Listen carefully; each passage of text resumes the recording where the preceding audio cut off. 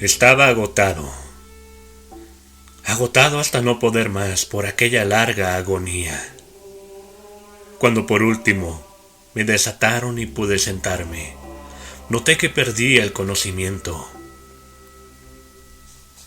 La sentencia, la espantosa sentencia de muerte, fue la última frase claramente acentuada que llegó a mis oídos. Luego, el sonido de las voces de los inquisidores me pareció que se apagaba en el indefinido zumbido de un sueño. El ruido aquel provocaba en mi espíritu una idea de rotación, quizá a causa de que lo asociaba en mis pensamientos con una rueda de molino. Pero aquello duró poco tiempo, porque de pronto no oí nada más. No obstante, durante algún rato pude ver, pero con qué terrible exageración. Veía los labios de los jueces vestidos de negro. Eran blancos, más blancos que la hoja de papel sobre la que estoy escribiendo estas palabras, y delgados hasta lo grotesco, adelgazados por la intensidad de su dura expresión, de su resolución inexorable, del riguroso desprecio al dolor humano. Veía que los decretos de lo que para mí representaba el destino salían aún de aquellos labios. Los vi retorcerse en una frase mortal. Les vi pronunciar las sílabas de mi nombre, y me estremecí al ver que el sonido no seguía al movimiento.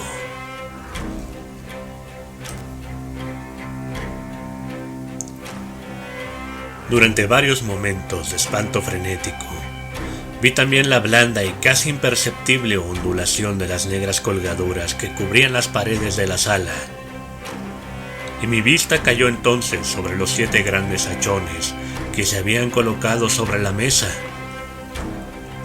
Tomaron para mí al principio el aspecto de la caridad y los imaginé como ángeles blancos y esbeltos que debían salvarme. Pero entonces y de pronto, una náusea mortal invadió mi alma, y sentí que cada fibra de mi ser se estremecía como si hubiera estado en contacto con el hilo galvánico de una batería.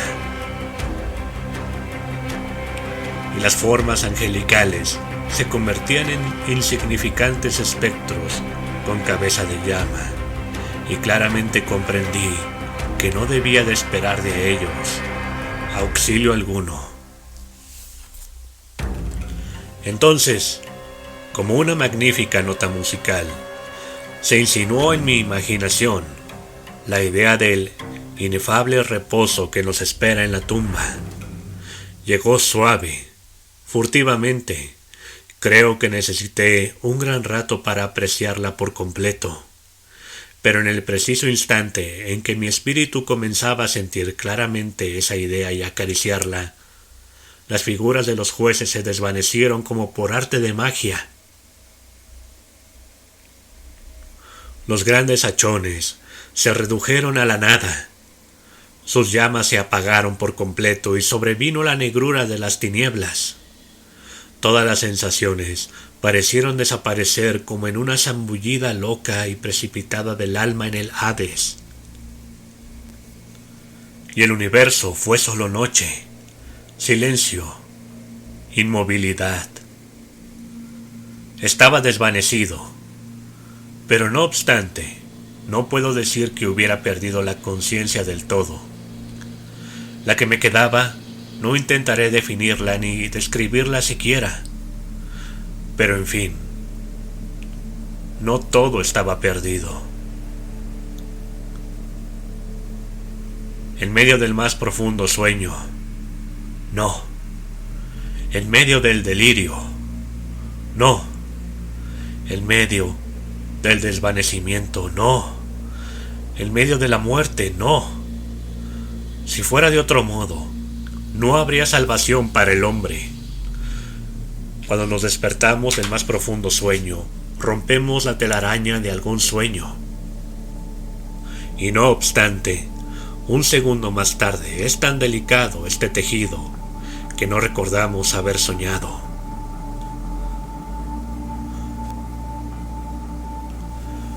2 grados hay al volver del desmayo a la vida: el sentimiento de la existencia moral o espiritual y el de la existencia física. Parece probable que sí, al llegar al 2º grado, hubiéramos de evocar las impresiones del primero, volveríamos a encontrar todos los recuerdos elocuentes del abismo transmundano. ¿Y cuál es ese abismo? ¿Cómo, al menos, podremos distinguir sus sombras de las de la tumba?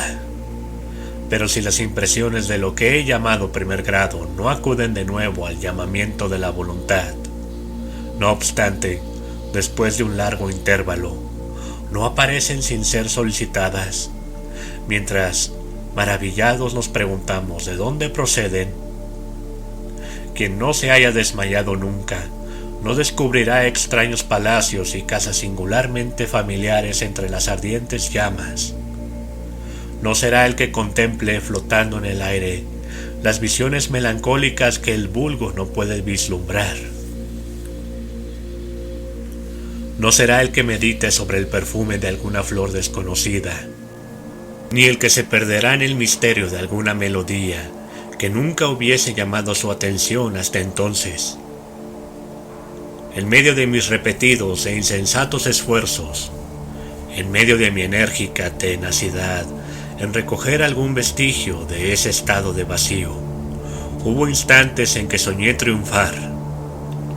Tuve momentos breves, brevísimos, en que he llegado a condensar recuerdos que en épocas posteriores mi razón lúcida me ha afirmado no poder referirse sino a ese estado en que parece aniquilada la conciencia.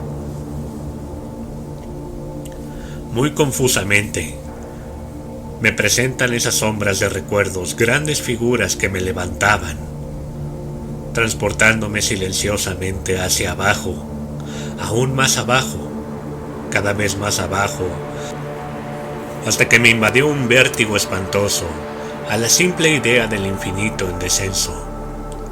También me recuerdan no sé qué vago espanto que experimentaba el corazón, precisamente a causa de la calma sobrenatural de ese corazón. Luego, el sentimiento de una repentina inmovilidad en todo lo que me rodeaba, como si quienes me llevaban, un cortejo de espectros, hubieran pasado al descender los límites de lo ilimitado y se hubiesen detenido, vencidos por el hastio infinito de su tarea. Recuerda a mi alma más tarde una sensación de insipidez y de humedad. Después, todo no es más que locura, la locura de una memoria que se agita en lo abominable. De pronto vuelven a mi alma un movimiento y un sonido, el movimiento tumultuoso del corazón y el rumor de sus latidos. Luego, un intervalo en el que todo desaparece. Luego, el sonido de nuevo, el movimiento y el tacto, como una sensación vibrante penetradora de mi ser. Después, la simple conciencia de mi existencia sin pensamiento, sensación que duró mucho. Luego, bruscamente, el pensamiento de nuevo, un temor que me producía escalofríos y un esfuerzo ardiente por comprender mi verdadero estado. Después, un vivo afán de caer en la insensibilidad. Luego, un brusco renacer del alma y una afortunada tentativa de movimiento. Entonces, el recuerdo completo del proceso, de los negros tapices, de la sentencia, de mi debilidad, de mi desmayo, y el olvido más completo en torno a lo que ocurrió más tarde. Únicamente después, y gracias a la constancia más enérgica, he logrado recordarlo vagamente. No había abierto los ojos hasta ese momento, pero sentía que estaba tendido de espaldas y sin ataduras. Extendí la mano y pesadamente cayó sobre algo húmedo y duro. Durante algunos minutos la dejé descansar así, haciendo esfuerzos por adivinar dónde podía encontrarme y lo que había sido de mí. Sentía una gran impaciencia por hacer uso de mis ojos, pero no me atreví. Tenía miedo de la primera mirada sobre las cosas que me rodeaban. No es que me aterrorizara contemplar cosas horribles, sino que me aterraba la idea de no ver nada.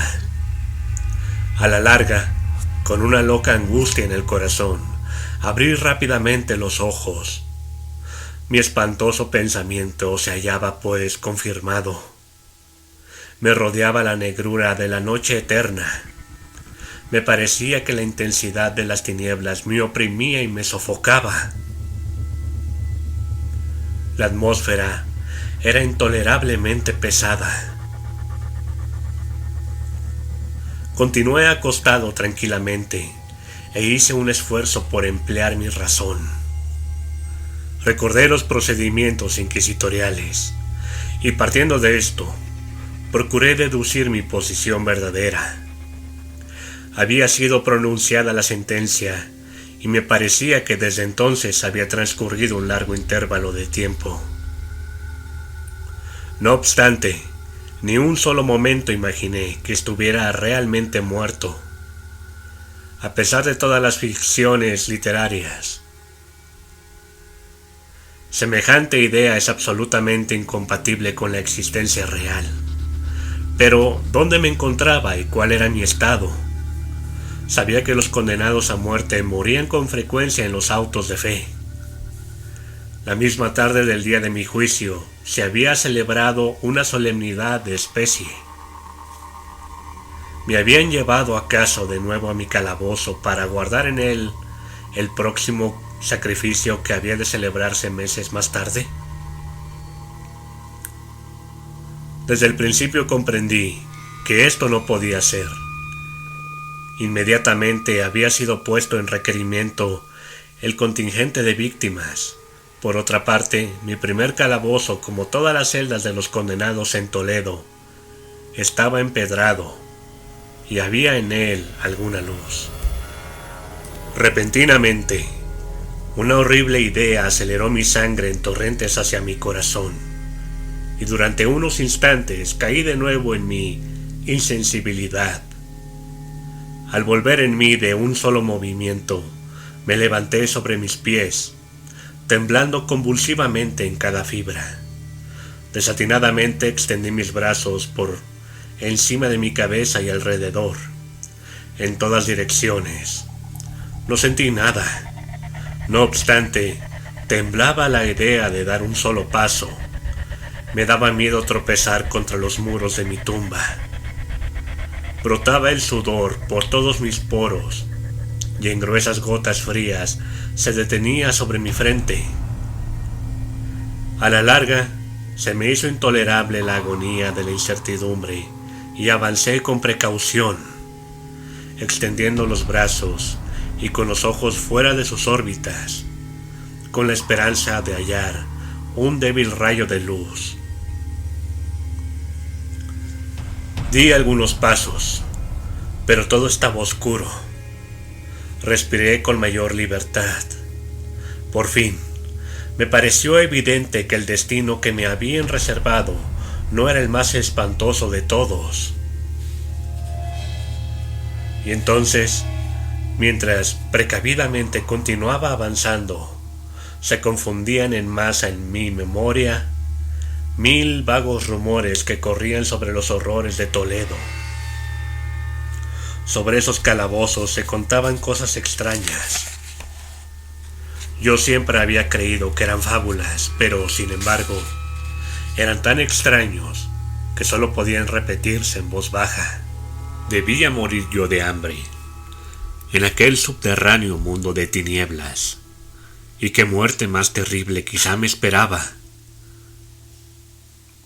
Puesto que conocía demasiado bien el carácter de mis jueces, no podía dudar de que el resultado era la muerte, y una amargura escogida.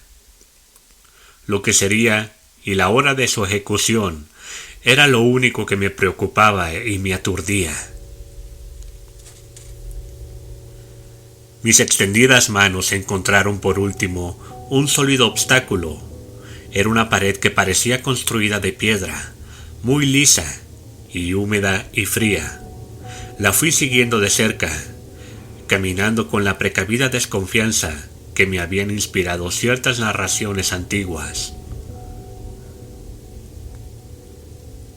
Sin embargo, esta operación no me proporcionaba medio alguno para examinar la dimensión de mi calabozo, pues podía dar la vuelta y volver al punto de donde había partido sin darme cuenta de lo perfectamente igual que parecía la pared.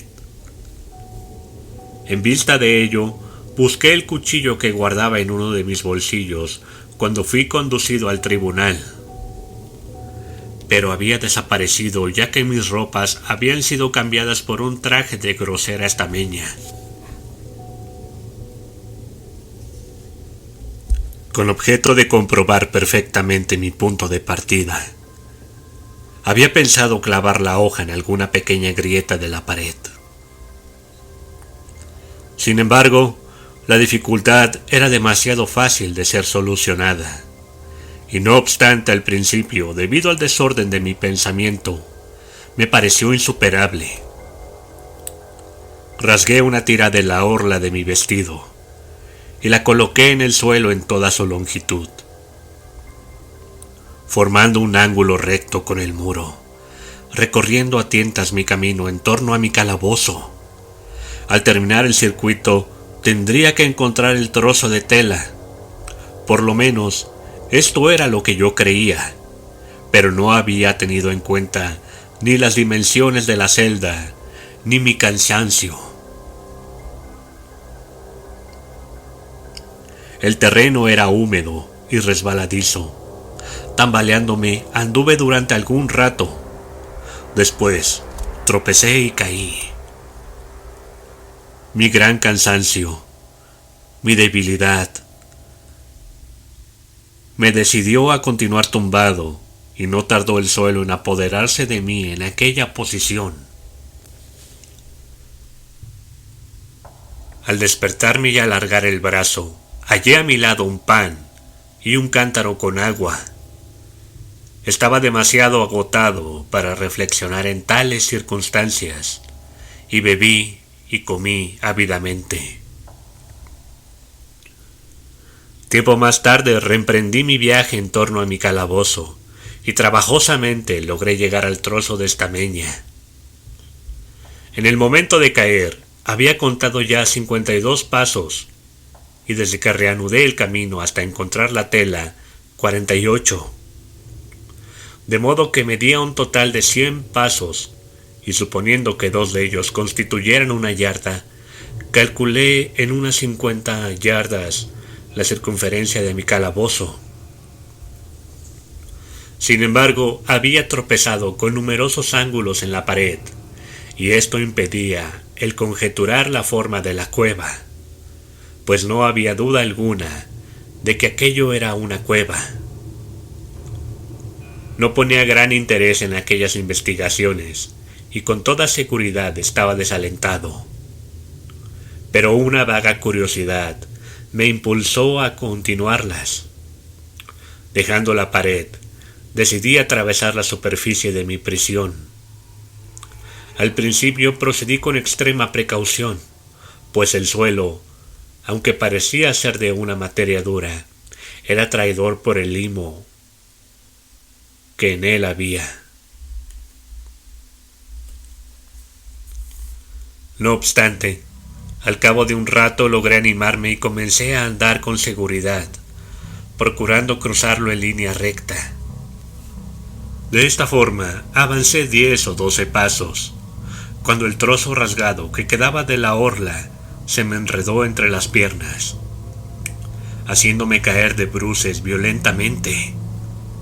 En la confusión de mi caída, no noté al principio una circunstancia no muy sorprendente y que, no obstante, segundos después, hallándome todavía en el suelo, llamó mi atención. Mi barbilla se apoyaba sobre el suelo del calabozo, pero mis labios y la parte superior de la cabeza, aunque parecían colocados a menos altura que la barbilla, no descansaban en ninguna parte. Me pareció, al mismo tiempo, que mi frente se empapaba en un vapor viscoso, y que un extraño olor a setas podridas llegaba hasta mi nariz. Alargué el brazo y me estremecí descubriendo que había caído al borde mismo de un pozo circular cuya extensión no podía medir en aquel momento. Tocando las paredes precisamente debajo del brocal,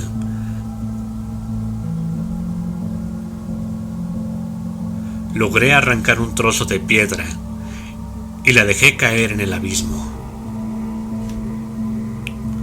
Durante algunos segundos presté atención a sus rebotes. Chocaba en su caída contra las paredes del pozo.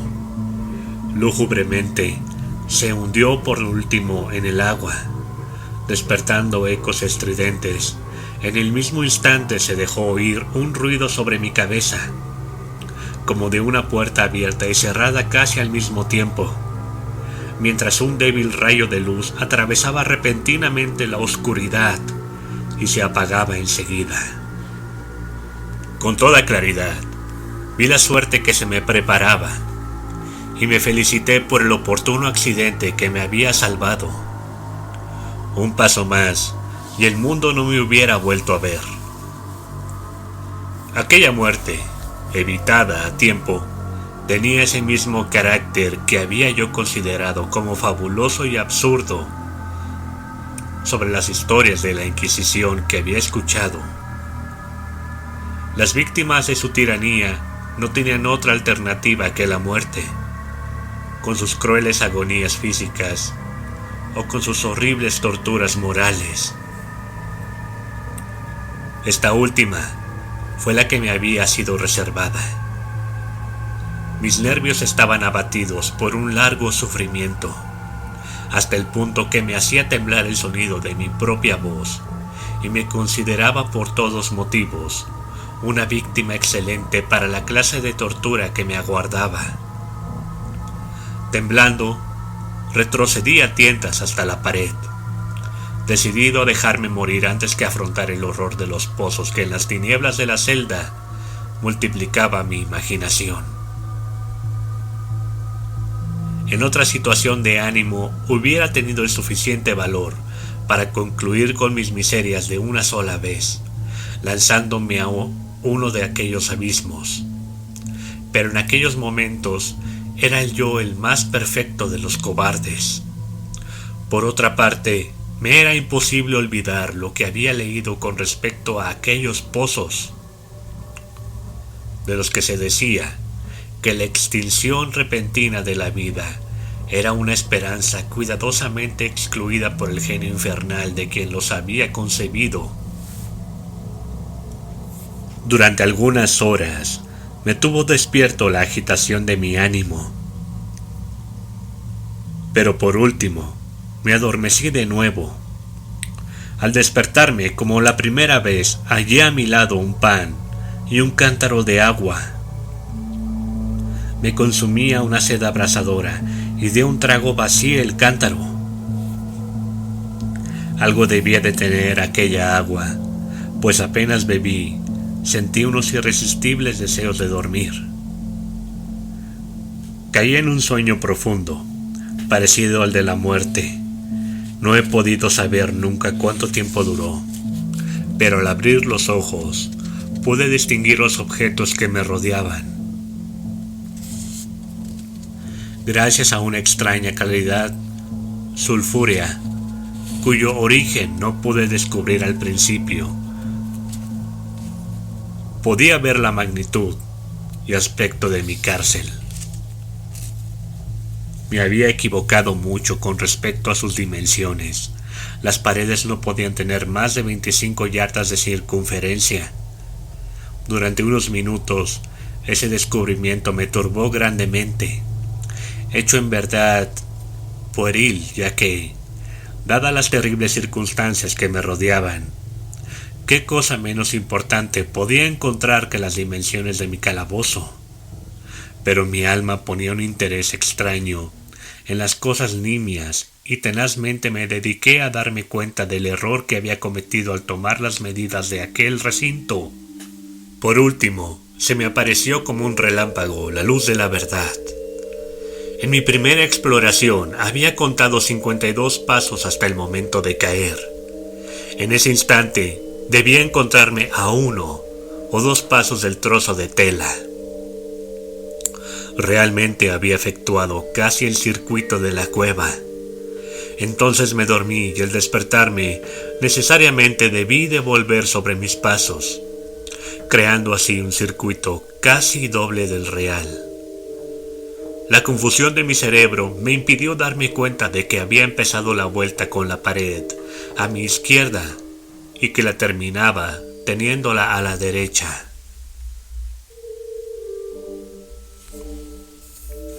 También me había equivocado por lo que respecta a la forma del recinto. Tanteando el camino, había encontrado varios ángulos, deduciendo de ello la idea de una gran irregularidad. Tan poderoso es el efecto de la oscuridad absoluta sobre el que sale de un letargo o de un sueño. Los ángulos eran, sencillamente, producto de leves depresiones o huecos que se encontraban a intervalos desiguales. La forma general del recinto era cuadrada.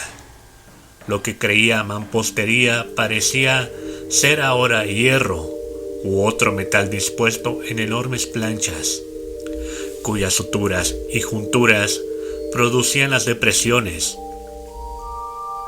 Toda la superficie de aquella construcción metálica estaba embadurnada groseramente con toda clase de emblemas horrorosos y repulsivos, nacidos de la superstición sepulcral de los frailes. Figuras de demonios con amenazadores gestos, con formas de esqueleto y otras imágenes de horror más realista, llenaban en toda su extensión las paredes. Me di cuenta de que los contornos de aquellas monstruosidades estaban suficientemente claros, pero que los colores parecían manchados y estropeados por efectos de la humedad y del ambiente. Vi entonces que el suelo era de piedra. En su centro había un pozo circular, de cuya boca había yo escapado, pero no vi que hubiese alguno más en el calabozo. Todo esto lo vi confusamente y no sin esfuerzo, pues mi situación física había cambiado mucho durante mi sueño. Ahora, de espaldas, estaba acostado. Cuán largo era sobre una especie de armadura de madera muy baja. Estaba atado con una larga tira que parecía de cuero. Se enrollaba en distintas vueltas en torno a mis miembros y a mi cuerpo, dejando únicamente libres mi cabeza y mi brazo izquierdo. Sin embargo, tenía que hacer un violento esfuerzo para alcanzar el alimento que contenía un plato de barro que habían dejado a mi lado sobre el suelo. Con verdadero terror, me di cuenta de que el cántaro había desaparecido. Y digo con terror, porque me devoraba una sed intolerable. Creí entonces que el plan de mis verdugos consistía en exasperar esta sed, puesto que el alimento que contenía el plato era una carne cruelmente salada. Levanté los ojos y examiné el techo de mi prisión. Se hallaba a una altura de 30 o 40 pies y se parecía mucho, por su construcción, a las paredes laterales. En una de sus caras llamó mi atención una figura de las más singulares. Era una representación pintada del tiempo, tal como se acostumbra a presentarle. Pero en lugar de la guadaña, tenía un objeto que a primera vista creí se trataba de un enorme péndulo como los de los relojes antiguos. No obstante, algo había en el aspecto de aquella máquina que me hizo mirarla con mayor detenimiento. Mientras la observaba directamente, Mirando hacia arriba, pues estaba colocada exactamente sobre mi cabeza, me pareció ver que se movía. Un momento después se confirmaba mi idea. Su balanceo era corto y por tanto muy lento, no sin cierta desconfianza y sobre todo con extrañeza. La observé durante unos minutos. Cansado al cabo de vigilar su fastidioso movimiento, volví mis ojos a los demás objetos de la celda. Un ruido leve atrajo mi atención. Miré al suelo y vi algunas enormes ratas que lo cruzaban.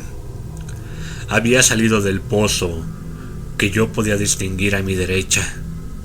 En ese instante, mientras las miraba, subieron en tropel a toda prisa, con voraces ojos y atraídas por el olor de la carne. Me costó gran esfuerzo y atención atraparlas. Transcurrió media hora, tal vez una hora, pues apenas imperfectamente podía medir el tiempo, cuando de nuevo levanté los ojos sobre mí. Lo que entonces vi me dejó atónito y sorprendido. El camino del péndulo había aumentado casi 1 yarda, y como consecuencia natural, su velocidad era también mucho mayor. Pero principalmente lo que más me impresionó fue la idea de que había descendido visiblemente.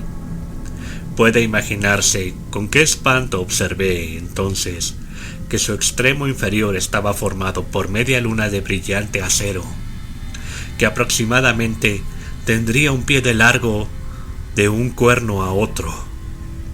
Los cuernos estaban dirigidos hacia arriba, y el filo inferior, evidentemente afilado como una navaja barbera, también parecía a una. El pesado y macizo péndulo se ensanchaba desde el filo en una enorme ancha y sólida. Se ajustaba a una gruesa varilla de cobre, y todo ello silbaba moviéndose en el espacio.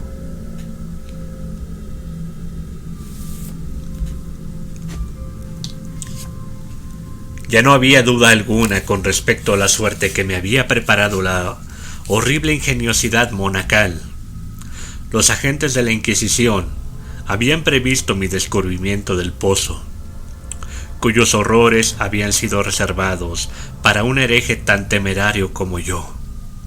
Imagen del infierno, considerado por la opinión como la última thule de todos los castigos. El más fortuito de los accidentes me había salvado de caer en él, y yo sabía que el arte de convertir el suplicio en un lazo y una sorpresa constituía una rama importante de aquel sistema fantástico de ejecuciones misteriosas. Por lo visto, habiendo fracasado mi caída en el pozo, no figuraba en el demoníaco plan arrojarme a él. Por tanto, estaba destinado, y en este caso sin ninguna alternativa, a una muerte distinta y más dulce. Más dulce en mi agonía, pensando en el uso singular que yo hacía de esta palabra. Casi sonreí.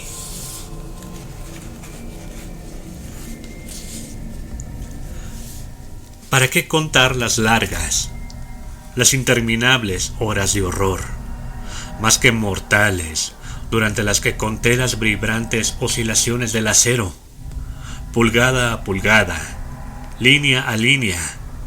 Descendía gradualmente, efectuando un descenso solo apreciable a intervalos, que eran para mí más largos que siglos. Y cada vez más, seguía bajando. Pasaron días, tal vez muchos días, antes de que llegase a balancearse lo suficientemente cerca de mí para abanicarme con su aire acre. Hería mi olfato el olor del acero afilado. Rogué al cielo, cansándolo con mis súplicas, Quisiera descender más rápidamente el acero. Enloquecí. Me volví frenético. Hice esfuerzos para incorporarme e ir al encuentro de aquella espantosa, inmovible cimitarra. Y luego, de pronto, se apoderó de mí una gran calma y permanecí tendido, sonriendo a aquella muerte brillante, como podría sonreír un niño a un juguete precioso. Transcurrió luego un instante de perfecta insensibilidad. Fue un intervalo muy corto. Al volver a la vida, no me pareció que el péndulo hubiera descendido a una altura apreciable. No obstante, es posible que aquel tiempo hubiese sido larguísimo. Yo sabía que existían seres infernales que tomaban nota de mi desvanecimiento y que a su capricho podían detener la vibración. Al volver en mí, sentí un malestar y una debilidad indecibles, como resultado de una enorme inanición. Aún entre aquellas angustias, la naturaleza humana suplicaba el sustento. Con un esfuerzo penoso, extendí mi brazo izquierdo tan lejos como mis ligaduras me lo permitían, y me apoderé de un pequeño sobrante que las ratas se habían dignado dejarme. Al llevarme el pedazo a los labios, un informe pensamiento de extraña alegría, de esperanza, se alojó en mi espíritu. No obstante, ¿qué había de común entre la esperanza y yo? Repito que se trataba de un pensamiento informe. Con frecuencia tiene el hombre pensamientos así, que nunca se completan. Me di cuenta de que se trataba de un pensamiento de alegría, de esperanza, pero comprendí también que había muerto al nacer. Me esforcé inútilmente en completarlo, en recobrarlo. Mis largos sufrimientos habían aniquilado casi por completo las ordinarias facultades de mi espíritu. Yo era un imbécil, un idiota.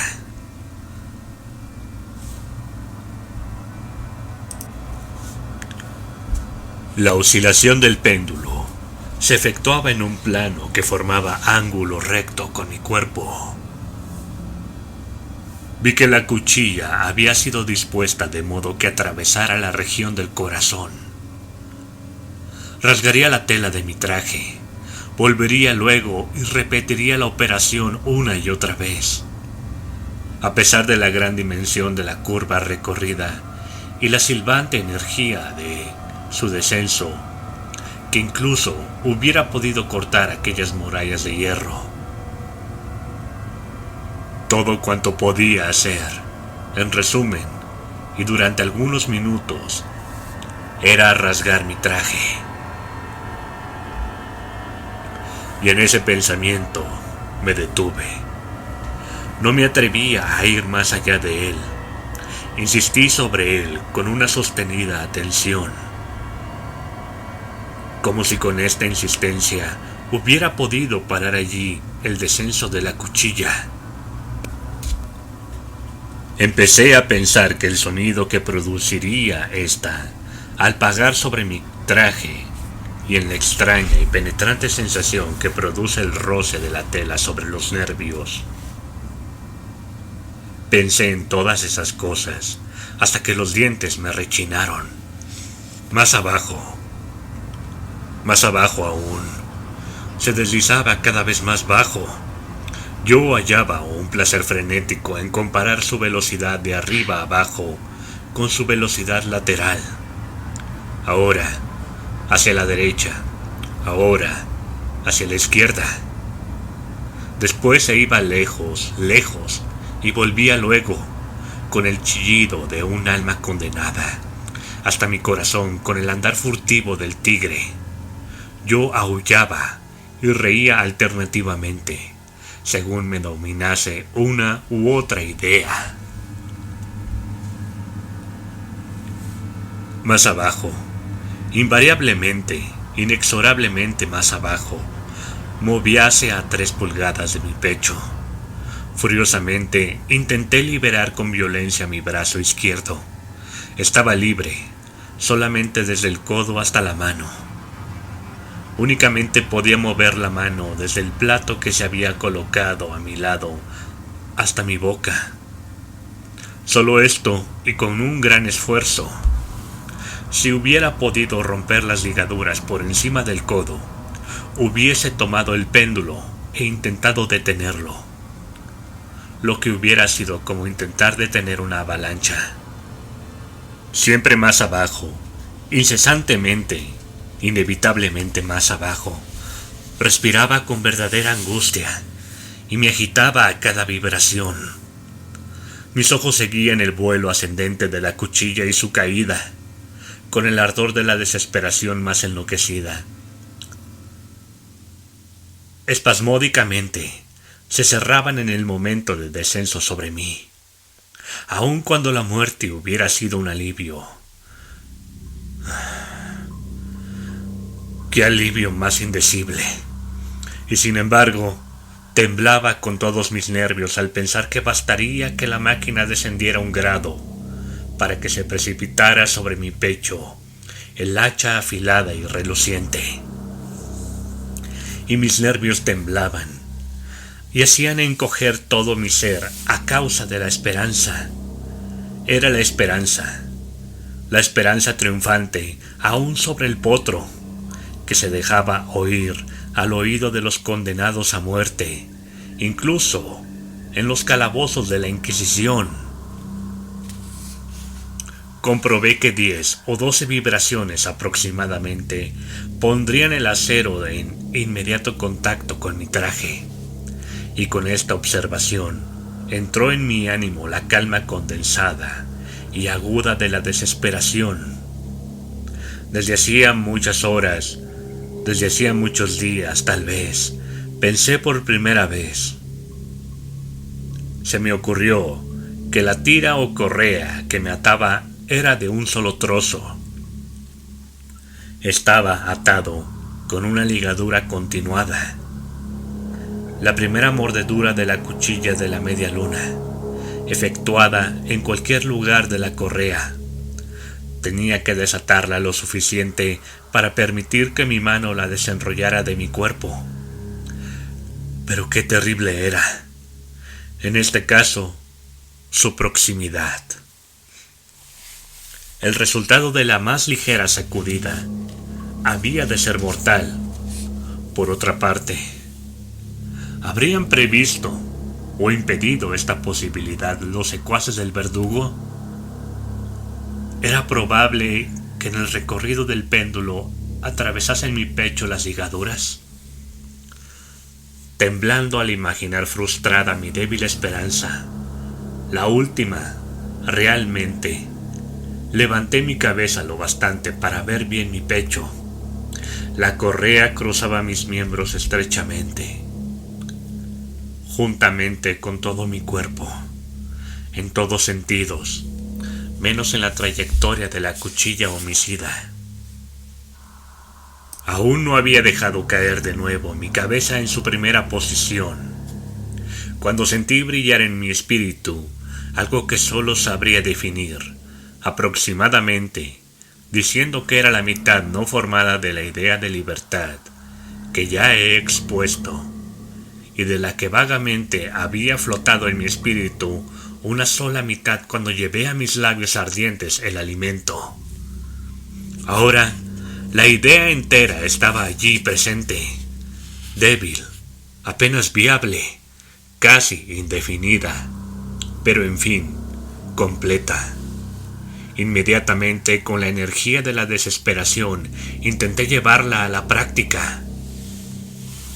Hacía varias horas que cerca del caballete sobre el que me hallaba acostado se encontraba un número incalculable de ratas. Eran tumultuosas, atrevidas, voraces. Fijaban en mí sus ojos rojos, como si no esperasen más que mi inmovilidad para ser presa.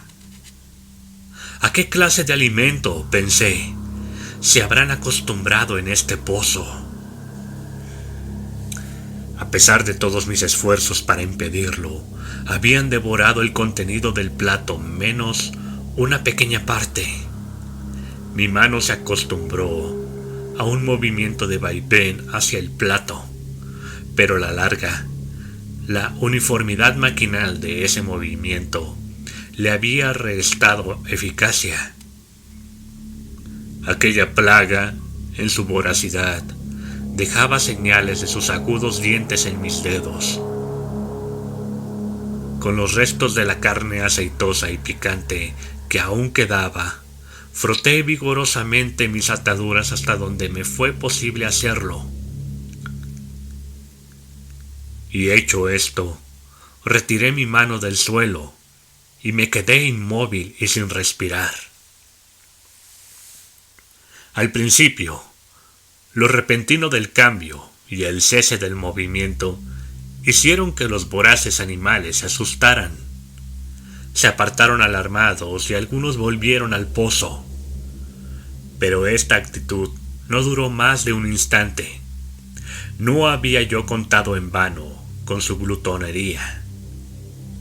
Viéndome sin movimiento, una o dos de las más atrevidas se encaramaron por el cabellete y olisquearon la correa. Todo esto me pareció el preludio de una invasión general. Un nuevo tropel surgió del pozo. Se agarraron a la madera, la escalaron y a centenares saltaron sobre mi cuerpo. No las asustaba el movimiento regular del péndulo. Lo esquivaban y trabajaban activamente sobre la engrasada tira. Se apretaban moviéndose y se amontonaban incesantemente sobre mí. Sentía que se retorcían sobre mi garganta, que sus fríos hocicos buscaban mis labios. Me encontraba medio sofocado por aquel peso que se multiplicaba constantemente. Un asco espantoso que ningún hombre ha sentido en el mundo. Henchía mi pecho y helaba mi corazón como un pesado vómito. Un minuto más y me daba cuenta de que la operación habría terminado. Sobre mí sentía perfectamente la distensión de las ataduras. Me daba cuenta de que en más de un sitio habían de estar cortadas. Con una resolución sobrehumana, continué inmóvil. No me había equivocado en mis cálculos. Mis sufrimientos no habían sido vanos. Sentí luego que estaba libre. En pedazos colgaba la correa en torno de mi cuerpo, pero el movimiento del péndulo se efectuaba ya sobre mi pecho. La estameña de mi traje había sido atravesada y cortada la camisa.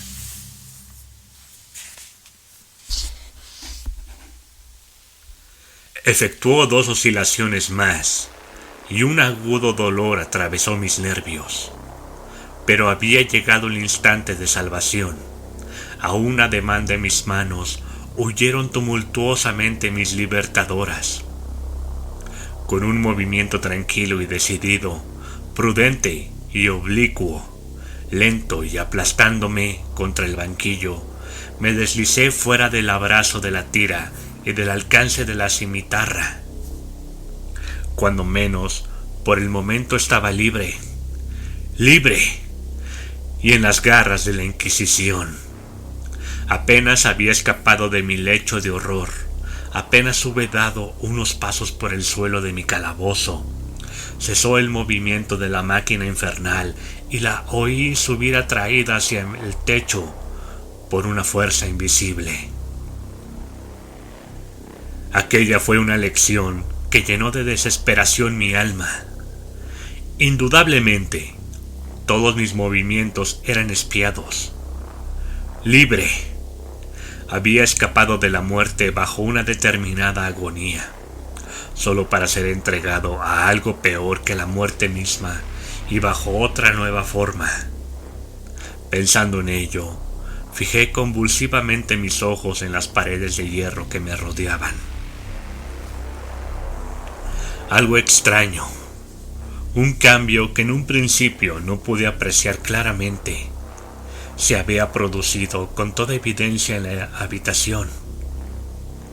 Durante varios minutos en los que estuve distraído, lleno de ensueños y de escalofríos, me perdí en conjeturas vanas e incoherentes. Por primera vez, me di cuenta del origen de la luz sulfuroso que iluminaba la celda. Provenía de una grieta de media pulgada de anchura, que extendieran en torno del calabozo en la base de las paredes, que de ese modo parecían y en efecto lo estaban, completamente separadas del suelo. Intenté mirar por aquella abertura, aunque como puede imaginarse, inútilmente. Al levantarme desanimado, se descubrió a mi inteligencia de pronto el misterio de la alteración que la celda habría sufrido. Había tenido ocasión de comprobar que, aun cuando los contornos de las figuras pintadas en las paredes fueran suficientemente claros, los colores parecían alterados y borrosos. Ahora acababan de tomar un sorprendente e intensísimo brillo que daba a aquellas imágenes fantásticas y diabólicas un aspecto que hubiera hecho temblar a nervios más firmes que los míos. Pupilas demoníacas, de una viveza siniestra y feroz, se clavaban sobre mí desde 1000 sitios distintos, donde yo anteriormente no había sospechado que se encontrara ninguna, y brillaban cual fulgor lúgubre de un fuego que, aunque vanamente, quería considerar completamente imaginario. Imaginario. Me bastaba respirar para atraer hasta mi nariz un vapor de hierro enrojecido. Se extendía por el calabozo un olor sofocante. A cada momento se reflejaba un ardor más profundo en los ojos clavados en mi agonía. Un rojo más oscuro se extendía sobre aquellas horribles pinturas sangrientas. Estaba jadeante. Respiraba con grandes esfuerzos. No había duda con respecto al deseo de mis verdugos, los más despiadados, los más demoníacos de todos los hombres. Me aparté lejos del metal ardiente, dirigiéndome al centro del calabozo. Frente a aquella destrucción por el fuego, la idea de la frescura del pozo llegó a mi alma como un bálsamo. Me lancé hacia sus mortales bordes, dirigí mis miradas hacia el fondo.